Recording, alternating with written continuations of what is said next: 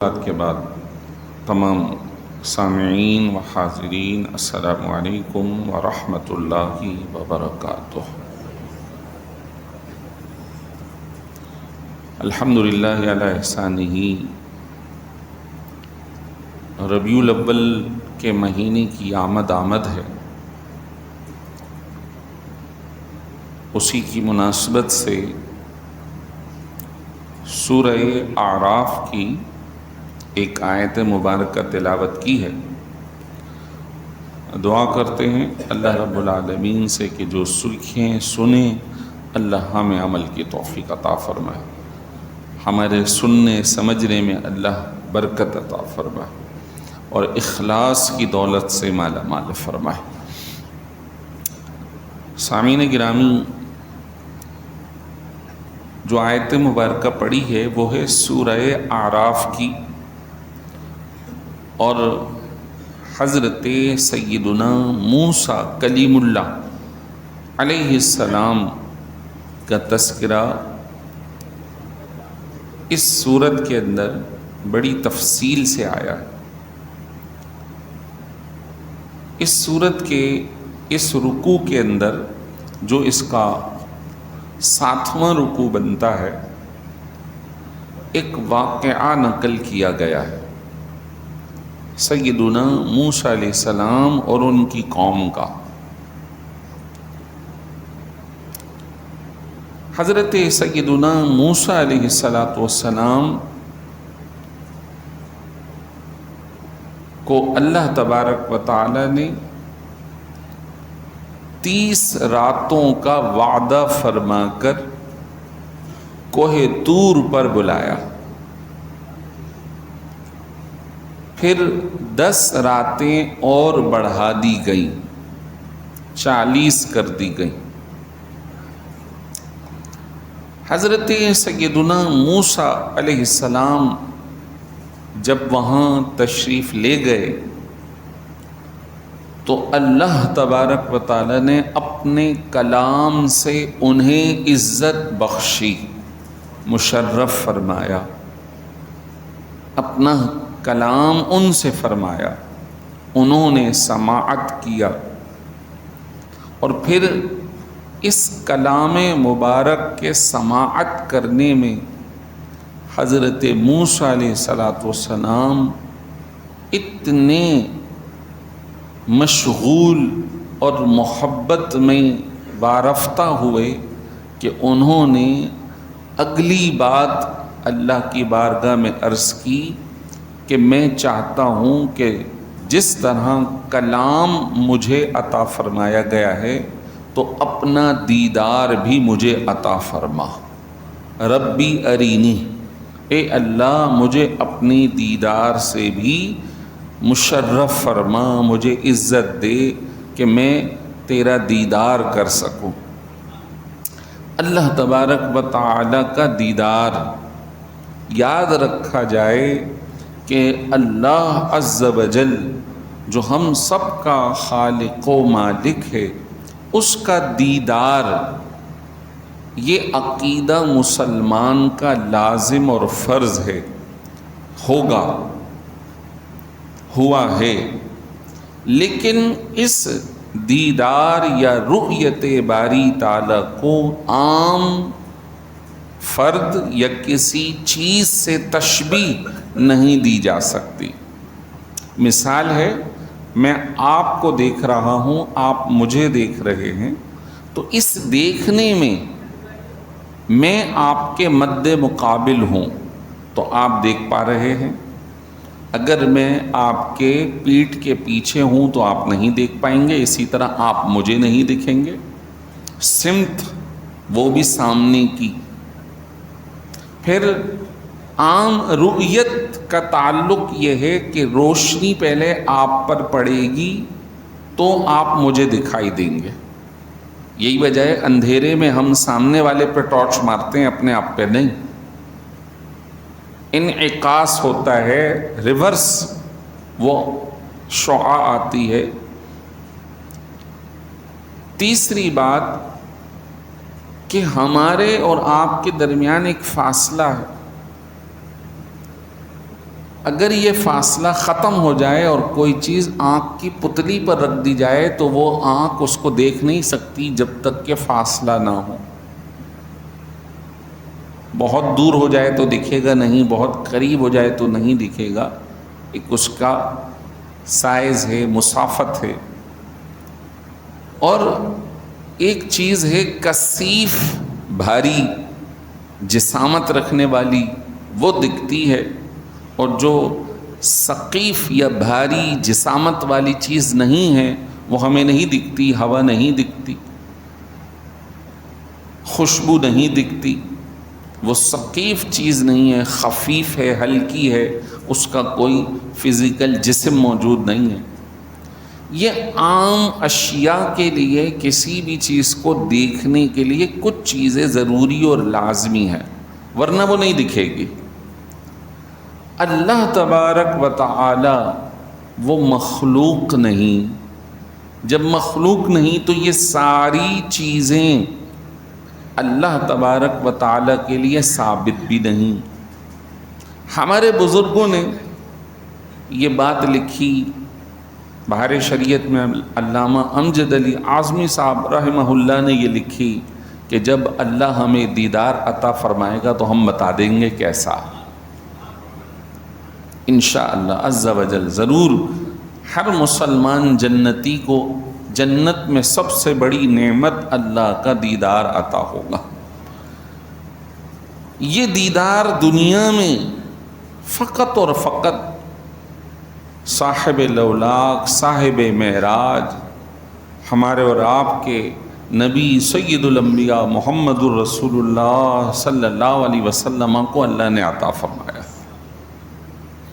یہ ایک خاص مرتبہ ہے جو کسی کو نہیں ملا. حضرت موسیٰ نے کہا کہ مجھے یہ عطا ہو جائے، فرمایا نہیں، لن ترانی، آپ ہرگز ہمیں نہیں دیکھ سکتے. یہ نہیں فرمایا کہ ہمارا دیدار نہیں ہو سکتا، ہم اپنے دیدار سے، اپنی رویت سے کسی کو مشرف نہیں کریں گے، یہ نہیں فرمایا، بلکہ یہ فرمایا آپ نہیں کر سکتے. بہرحال انہوں نے مزید بار بار جب تقاضا کیا، اسی 40 روز کے درمیان کوہ طور پر، تو اللہ تبارک و تعالی نے فرمایا ٹھیک ہے، ہم پہاڑ پر اپنی رؤیت کی ایک شعاع، ایک تجلی ڈالتے ہیں، ایک جھلک. آپ اس پہاڑ کو دیکھیے گا، اگر وہ پہاڑ برقرار رہ گیا تو آپ دیکھ سکیں گے. لیکن ہوا یہ کہ جب نہ دیدار ہوا، نہ کچھ عرصہ گزرا، بلکہ ایک تجلی، ایک رؤیت کا ہلکا سا اثر کوہ طور پر آیا، تو طور جو پہاڑ مضبوط ترین، بلند ترین، وہ اللہ تبارک و تعالی کی تجلی کی وجہ سے جل گیا. اس کو ہم مزید سمجھنے کے لیے کہہ سکتے ہیں، آج کے زمانے میں جیسے برسات کا موسم ہے، بجلی کا گرنا، ایک ہماری بجلی ہے اور ایک قدرتی جو بجلی گر رہی ہے وہ ہماری والی سے بہت تیز ہے اور لمحوں کے اندر کام کر جاتی اور چیزیں جل کر خاک ہو جاتی. یہ تو اس کی مخلوق ہے. جو اللہ تبارک و تعالی کی ذات کا ایک اثر، ایک اس کی صفت مبارکہ کا اظہار، وہ مخلوق کہاں برداشت کر سکتا؟ وہ مخلوق نہیں. تو پہاڑ سنگلاخ ہونے کے باوجود جل گیا. حضرت موسیٰ علیہ السلام نے اس تجلی کو پہاڑ کے ذریعے دیکھا تھا تو آپ بے ہوش ہو گئے. پھر افاقہ ہوا، ہوش آیا تو کہنے لگے تبت الیک، اے اللہ میں تیری بارگاہ میں توبہ کرتا ہوں، میں تیری بارگاہ میں توبہ کرتا ہوں. یہاں پہ علماء نے سب نے لکھا کہ توبہ کیوں؟ کوئی گناہ تو نہیں تھا، ایک شوق تھا، کہ کلام ان سے ہوا اور اس کلام کے ذریعے محبت مزید بڑھی اور چاہا کہ میں دیدار بھی کر لوں. تو توبہ کس چیز کی؟ تو ادھر توبہ اس وجہ سے کی کہ وہ منصب محبوب مصطفیٰ صلی اللہ علیہ وسلم کا ہے. ادھر قدم رکھنے کی جو کوشش کی تو وہ قدم ثابت نہ رہ سکا، اس وجہ سے توبہ کہ یہ مقام میرا نہیں تھا، مقام سے بڑھ کر کی طلب تھی اور وہ مقام محبوبیت ہے. اب اندازہ لگا سکتے ہیں کہ اللہ نے اپنے حبیب مکرم ہمیں، آپ کو اللہ نے کتنی عزتوں سے نوازا کہ اس حبیب مکرم کی امت میں پیدا فرمایا، اور پیارے حبیب صلی اللہ علیہ وسلم کو کس شان اور کس مقام پر فائز فرمایا. الحمدللہ الحمدللہ الحمدللہ. آقا دو جہاں صلی اللہ علیہ وسلم کا اس دنیا میں تشریف لانا اس کائنات کا سب سے بڑا واقعہ ہے، اس کائنات کا سب سے انوکھا. اس کائنات میں جتنی نعمتیں ہیں ان سب سے بڑھ کر اگر کوئی نعمت ہے تو اللہ نے اپنے پیارے نبی خاتم النبیین صلی اللہ علیہ وسلم کو دنیا میں بھیجا، یہ نعمت عطا فرمائی. آپ کا تذکرہ بہت پہلے سے ہو رہا ہے. اس سال 12 ربیع الاول سب کے ہی علم میں ہے، 1500 سال 1500 سال نبی رحمت صلی اللہ علیہ وسلم کے اس دنیا میں جلوہ گر آنے ورود کے مکمل ہو جائیں گے. اس سال 1500 سال مکمل ہو جائیں گے، اور آپ اور میں 1500 سال کو عجیب سمجھ سکتے ہیں کہ اتنا عرصہ گزر گیا، جبکہ حضور صلی اللہ علیہ وسلم کا تذکرہ اس دنیا کے بننے سے بھی پہلے سے اللہ تعالی نبیوں کو، فرشتوں کو فرما رہا تھا.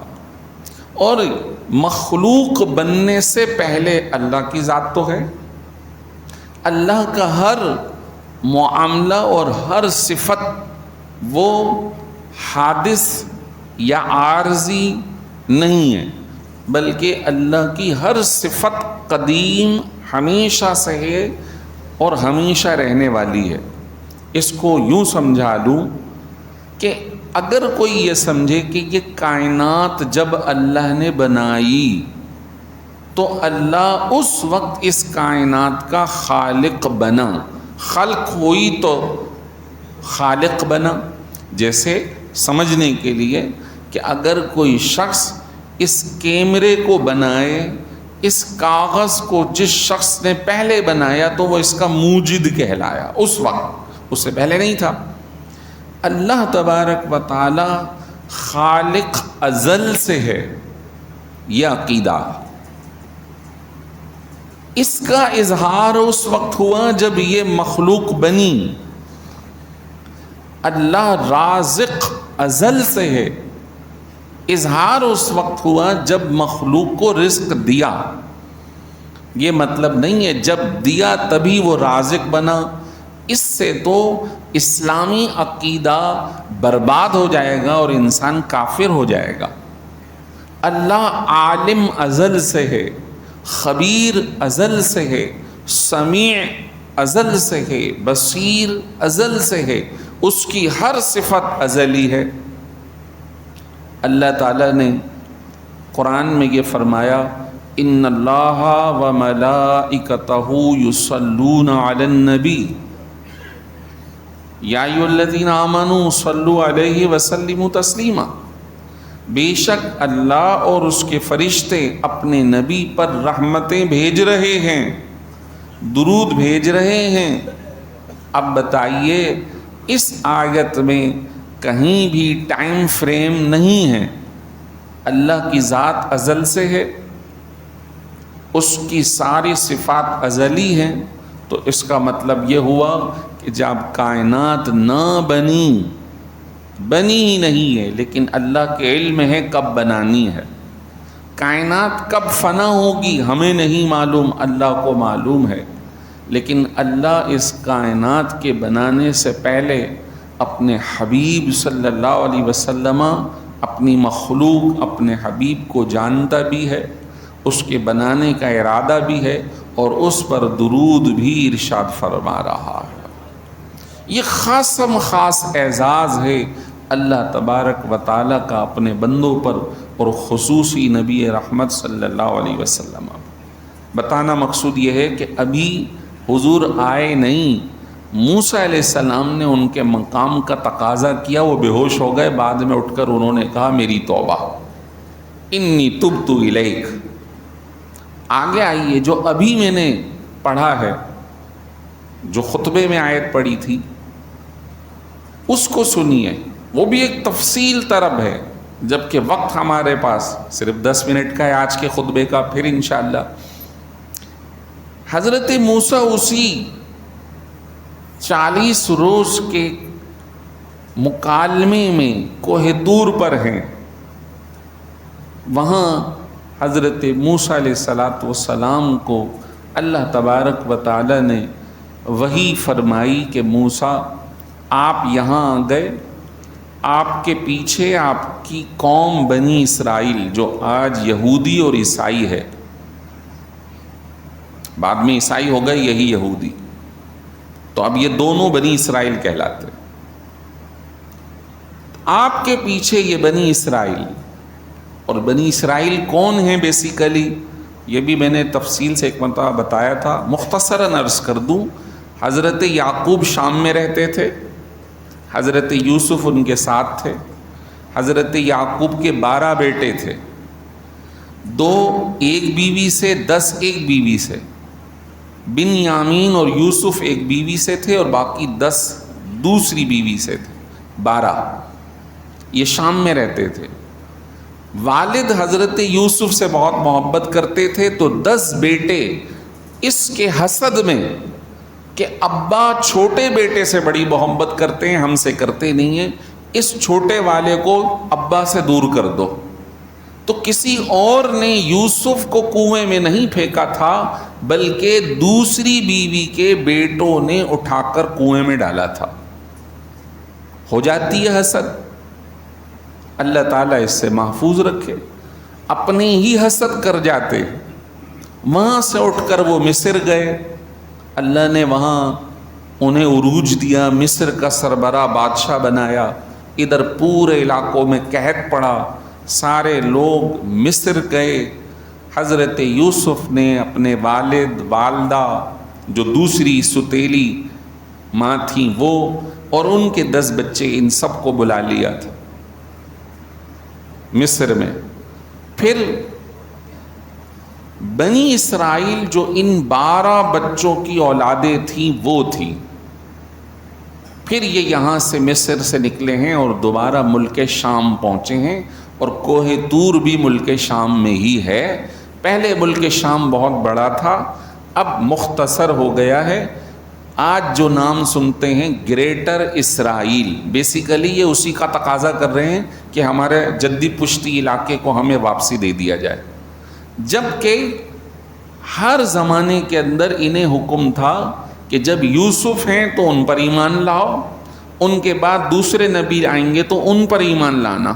تو حضرت موسیٰ آئے تو لوگ ان کے مخالف ہو گئے، اور دوسرے نبی آئے تو ان بنی اسرائیلیوں نے ایک ایک رات میں 70 نبیوں کو شہید کیا. انہوں نے حضرت موسیٰ کے ساتھ انتہائی توہین آمیز سلوک کیا.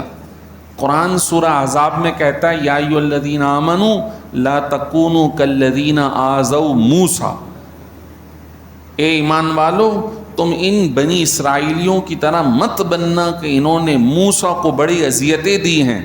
تم اپنے نبی سے بڑی محبت کرنا، عزت کرنا، احترام کرنا. الحمدللہ امت مسلمہ اپنے نبی پہ جان قربان کرنے کو تیار ہے. یہ تو ہماری جان ہے، ہمارا ایمان ہے، ہم اس سے پیچھے نہیں ہٹ سکتے. یہ ہماری گھٹی کا حصہ. جو بد باطن ہیں، جن کے دماغوں میں بھوسا ہے، جن کے ایمان خراب ہیں، وہ بظاہر کہلاتے ہیں مسلمان، لیکن حضور کی شان میں بے ادبیاں کرتے ہیں، وہ حقیقت میں مسلمان نہیں، یہ منافق ہیں، پرلے درجے کے جہنمی ہیں۔ قرآن نے کہا ہے ان المنافقین فی الدرک الاسفل، جو منافق ہوں گے وہ جہنم کے سب سے نچلے گڑھے میں جلائے جائیں گے۔ مومن تو اپنے نبی سے محبت کرتا ہے، ان کی عزت و احترام کرتا ہے، ورنہ وہ مومن ہی نہیں ہے۔ تو بنی اسرائیل یہ ہیں۔ تو بنی اسرائیل جب موسیٰ علیہ السلام کوہ طور پر گئے تو بنی اسرائیل جو وہاں سے آئے تھے انہوں نے بتوں کی پوجا شروع کر دی، ایک بچھڑے کو معبود بنا لیا۔ اللہ تبارک و تعالیٰ نے فرمایا موسیٰ آپ یہاں آئے ہیں، ہم سے کلام کر رہے ہیں، پیچھے آپ کی قوم۔ تو ایک شدید زلزلہ آیا، انہیں سور بنایا گیا، انہیں مار دیا گیا، پھر دعا کی گئی اور پھر انہیں زندہ کیا گیا۔ پھر حضرت موسیٰ علیہ السلام دوبارہ رب کی بارگاہ میں پہنچے اس پورے واقعے کے بعد، اور پھر یہ آیت پڑھی جو میں نے خطبے میں پڑھی تھی۔ فرمایا عرض کی اے اللہ تو ہمیں دنیا میں بھی اچھائی عطا فرما دے، وَاكْتُبْ لَنَا فِي هَذِهِ الدُّنْيَا حَسَنَةً وَفِي الْآخِرَةِ، اللہ تو ہمیں دنیا میں بھی اچھائی عطا فرما، آخرت میں بھی۔ اِنَّا هُدْنَا إِلَيْكَ، ہم تیری طرف رجوع کرتے ہیں۔ اللہ تبارک و تعالی نے آگے ارشاد فرمایا سنو موسیٰ، ہمارا عذاب ہر اس شخص کو آئے گا جسے میں چاہوں، یعنی جو نافرمانی کرے گا اسے عذاب آئے گا، اور سنو میری رحمت ہر شے سے زیادہ وسیع ہے۔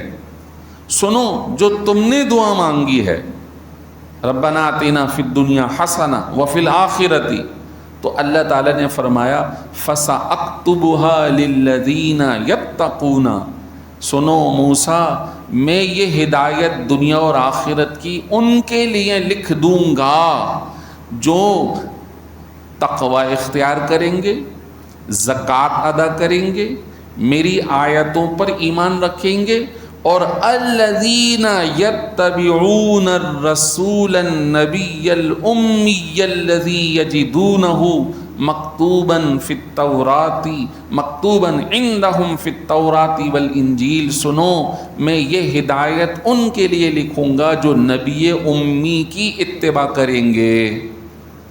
کیا مطلب؟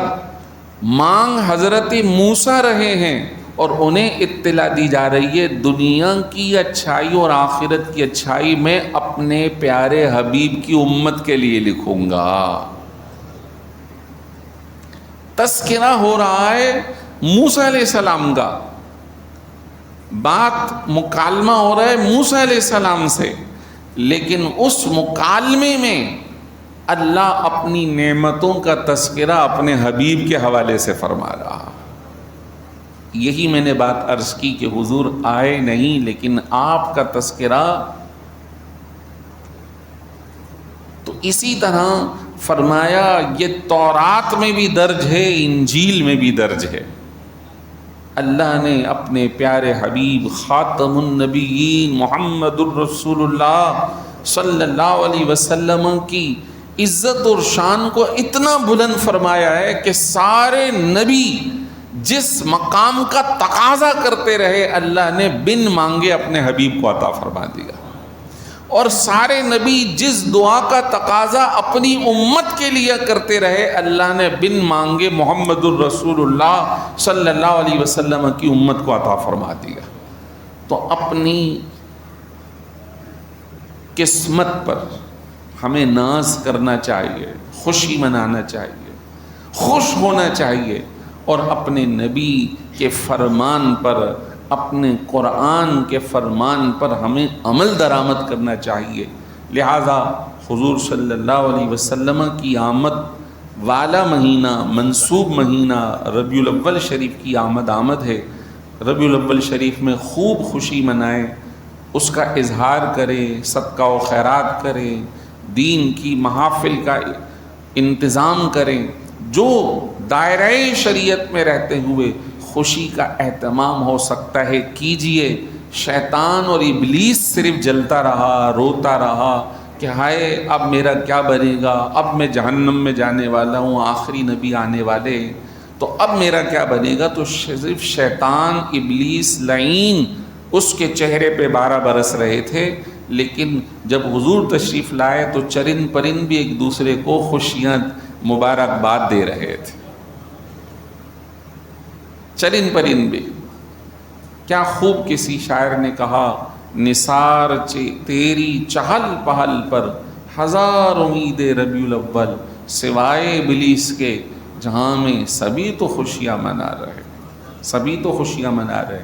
اللہ تعالی ہمارے پیارے نبی صلی اللہ علیہ وسلم کی درجات کو اور بلند و بالا فرمائے، اور قیامت میں ان کی شفاعت سے ہمیں بہرہ مند فرمائے۔ وآخر دعوانا ان الحمد للہ رب العالمین۔